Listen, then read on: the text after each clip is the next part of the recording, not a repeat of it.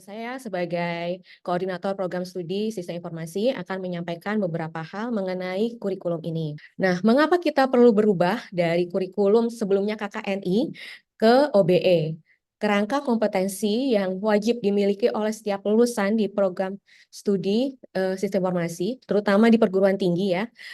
Ini berdasarkan sumber dari 21st Century Skills Education Competitiveness Partnership for 21st Century.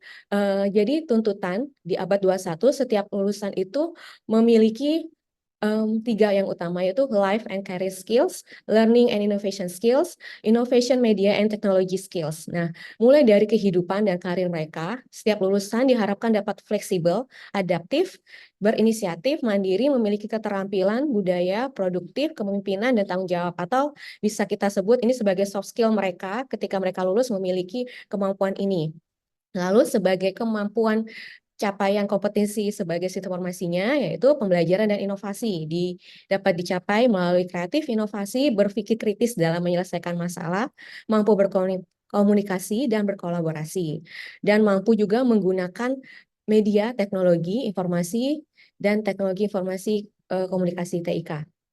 Baik, ada beberapa hal yang perlu saya sampaikan di sini. Yang pertama adalah bahwasannya kurikulum OBE di program studi sistem informasi yang telah kami rancang ini sudah melalui berbagai macam pedoman. Ya, jadi kami merancangnya sudah berlandaskan pada pedoman-pedoman yang sudah ditentukan oleh asosiasi profesi kami, yaitu Aptikom. Ya, ini juga merupakan seperti yang disampaikan oleh Ibu Kaprodi tadi, merupakan salah satu kebijakan dari Laminfokom bahwa untuk akreditasi ke depan, seluruh program studi di bawah naungan Laminfokom wajib mengubah kurikulumnya menjadi kurikulum berbasis OBE. Nah, tadi seperti yang disampaikan oleh Ibu Kaprodi bahwa ada paradigma yang bergeser dari proses-proses atau isi dari kurikulum sebelumnya dengan kurikulum OBE. Paradigma lama ketika kita berbicara tentang kurikulum, maka selalu terkait dengan apa yang dosen ajarkan. Nah, kurikulum OBE prinsipnya adalah lebih kepada berpusat ke mahasiswa tentang apa yang mahasiswa peroleh atau apa yang sudah mahasiswa pelajari dan dapatkan selama proses pembelajaran yang ada di dalam kelas. Nah, jadi kurikulumnya juga dalam hal ini ada beberapa langkah-langkah yang harus dilakukan dalam proses penyusunan kurikulum OBE. Nah, tentunya di hari ini seperti yang bisa Bapak Ibu lihat dan teman-teman lihat di slide bahwa tentunya dalam merancang kurikulum kita harus memiliki proses-proses yang ada di gambar. Ya. Jadi pertama harus ada input dan feedback dari para stakeholder. Nah, siapa stakeholder itu? Di sini ada misalnya orang tua mahasiswa, ada mahasiswa itu sendiri, ada para pengguna lulusan kami yang dalam hal ini adalah industri dan organisasi-organisasi tertentu. Nah, maka kami sangat mengharapkan ketika kami telah menyampaikan draft kurikulum ini, ada masukan-masukan yang menjadi nilai tambah, sehingga kurikulum ini nanti dapat menjadi kurikulum yang berkualitas sesuai dengan apa yang diinginkan oleh para stakeholder. Nah, dalam menyusun kurikulum OBE, yang harus dilakukan pertama adalah kita harus bisa merelasikan antara visi misi perguruan tinggi sampai dengan visi misi ke program studi. Jadi harus ada relevansi antara university value sampai dengan visi misi yang ada di program studi. Sehingga visi misi itu tadi relate dengan graduate profile atau bahasa lainnya adalah profil lulusan. Nah, profil lulusan ini kalau dulu berupa profesi gitu ya. Misalnya lulusan SI itu harus jadi programmer, harus jadi IT consultant, harus jadi auditor. Nah, itu paradigma lama. Kalau kurikulum OBE yang ditekankan adalah bukan pada profesinya, tapi lebih kepada kemampuan apa yang harus dimiliki oleh para alumninya. Sehingga isi dari graduate profile itu adalah narasi. Misalnya alumni harus bisa memiliki kemampuan untuk merancang, menganalisis, menilai sebuah sistem informasi untuk meningkatkan tujuan organisasi. Nah, gitu misalnya. Ya, jadi tidak lagi berupa profil-profil lulusan yang sifatnya adalah job-nya, ya, atau nama job-nya. Nah, setelah kita membuat profil lulusan yang berasal dari university value, kemudian kita turunkan menjadi learning outcomes. Atau bahasa lainnya, capaian pembelajaran lulusan. Nah, capaian pembelajaran lulusan inilah yang nanti akan membentuk capaian pembelajaran per mata kuliah yang isinya nanti akan banyak dinarasikan di dalam rancangan pembelajaran semester atau RPS. Nah, bagaimana mengukurnya? Tentunya kita harus melakukan assessment. Seperti yang disampaikan Ibu Kaprodi tadi, asesmennya OBE itu cukup detail atau sangat detail. Ya, jadi kita harus bisa menilai seluruh capaian pembelajaran saat proses pembelajaran berlangsung. Nah, proses pembuatan kurikulum OBE berdasarkan buku panduan Aptikom itu ada beberapa langkah yang nanti kalau kita melihat template proses pembuatannya ini nanti menggunakan Microsoft Excel gitu ya. Jadi nanti akan ada 20 tabel yang dimulai dari profil lulusan sampai dengan asesmen pembelajaran. Nah, proses pertama adalah menentukan profil lulusan. Seperti yang saya sampaikan di awal bahwa membuat profil lulusan itu prinsipnya adalah kemampuan atau kompetensi yang dimiliki oleh lulusan. Jadi bukan jobnya, tapi kemampuan apa yang harus dimiliki oleh para lulusan sesuai dengan kebutuhan stakeholder. Maka profil harus memuat visi keilmuan prodi sebagai ciri khas atau kearifan lokal prodi yang memiliki nilai dari university value ya, nilai-nilai perguruan tingginya. Dan profil itu harus memiliki 4 aspek kemampuan ya, capaian sikap, keterampilan umum, keterampilan khusus dan pengetahuan. Direkomendasikan bahwa profil lulusan itu 3 sampai 5 saja. Ya, dan program studi boleh juga menentukan nama profesi apa yang kira-kira sesuai dengan profil lulusan yang telah dibuat. Maka program studi sistem informasi UNIP telah merancang profil lulusannya sebagai berikut.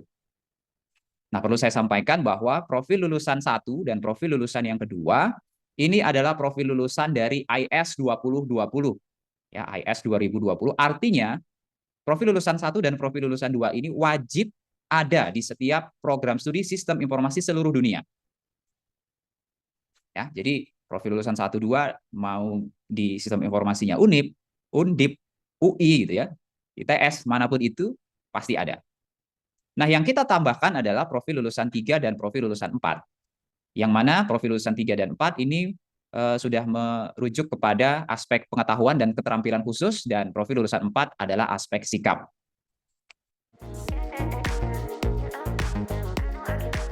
Dari sistem informasi UNIP 2017, kebetulan udah kerja di BCA Finance itu jadi IT Project Manager. Kalau mata kuliah pilihan ini emang kayak kita kemarin masih tahun pertama nih, jadi kita memang masih ngikut kayak mana ya? Oh, teman kita ngikut mata kuliah pilihan yang ini, jadi kita ikut nggak mau ikut barengan. Nah, jadi mau perubahan mata kuliah konsentrasi ini mungkin lebih bisa dijelasin aja. Kayak Mas Robi bilang tadi juga, kalau kita ngambil kuliah ini nanti dikerjanya bisa kayak untuk ini gitu loh, sibuk lebih ditekanin aja kayak emang kalau kita dari mahasiswa tuh masih pikirannya masih kayak SMA kayak gitu, Bu. Butuh bimbingan kayak gitu, belum belum apa ya? Kita mau ke masa depannya belum terpikir mau ke arah mana kayak gitu sih, Bu. Mungkin itu sih kalau dari Sandi bisa jelasin. Baik, kalau dari Dewi sih, Bapak Ibu, sebenarnya udah banyak disampaikan sama Bang Robi tadi. Jadi agak kaget gitu waktu masuk ke dunia kerja. Dari mulai proses rekrutmen saja, itu kita udah bersaing sama bukan lagi level di Bengkulu, tapi udah bahkan Dewi sampai ke ada kandidat yang dari luar negeri gitu, dari lulusan Jerman dan sebagainya. Nah, di sana itu kita bersaing tuh yang pertama soft skill yang dibutuhin itu pasti komunikasi ya. Nah, jadi mahasiswa itu harusnya dituntut aktif gitu di kelas, mulai dari bertanya dan lain sebagainya. Itu harusnya sudah dididik lah dari awal di bangku kuliah. Kemudian kalau untuk teknis ini banyak banget yang kita belum tahu. Bahkan, nah kalau dari sisi teknis sih dari Dewi sharing sama teman-teman juga, itu sebenarnya setiap kampus itu sama aja, dari informatika maupun sistem informasi itu dari kampus praktikum di kampus itu tuh nggak detail banget dan nggak dalam banget gitu ilmu teknisnya. Tapi yang Dewi highlight adalah mereka itu banyak dapat dari magang, Bapak Ibu. Nah, dari magang itu tuh mereka cari sendiri. Ada yang ikut Apple Academy, ada yang XL, ada kampus Merdeka gitu. Jadi mahasiswanya itu kebanyakan udah melek sama program-program magang dari banyak instansi. Nah, dari sana mereka kebanyakan banyak dapat ilmu teknisnya yang pastinya udah dipakai sama enterprise gitu, Bapak Ibu. Nah, kalau Dewi bandingkan dengan prodi sistem informasi yang Dewi alamin sendiri waktu kuliah, itu waktu magang kan kebanyakan kita magangnya di di dinas gitu ya. Pasti pikiran mahasiswa waktu magang KP itu tuh pasti mau ke dinas ini aja, coba apply ke dinas ini gitu. Nah, sedangkan di sana itu kebanyakan nggak ada ilmu IT-nya sama sekali. Nah, kebanyakan juga mahasiswa KP sistem informasi itu nggak benar-benar magang istilahnya. Jadi mereka cuma datang cari masalahnya apa, kemudian coba bangun sistem, kemudian seminar KP gitu aja. Dan mereka tuh nggak ada dapat sama sekali ilmu IT-nya, bahkan pengembangan sistem pun, ilmu pengembangan sistem kayak metode waterfall yang umumnya dipakai itu nggak ada dapat sama sekali gitu, Pak. Mungkin itu aja sih masukan dari Dewi. Jadi berkaitan juga sama sarannya Bang Robi tadi bahwa seharusnya sistem informasi UNIP ini nih ada relasi gitu sama perusahaan yang di bidang IT untuk coba apply magang lah di sana gitu. Jadi benar-benar ngalamin apa sih itu IT di enterprise level gitu, Pak. Bu, terima kasih.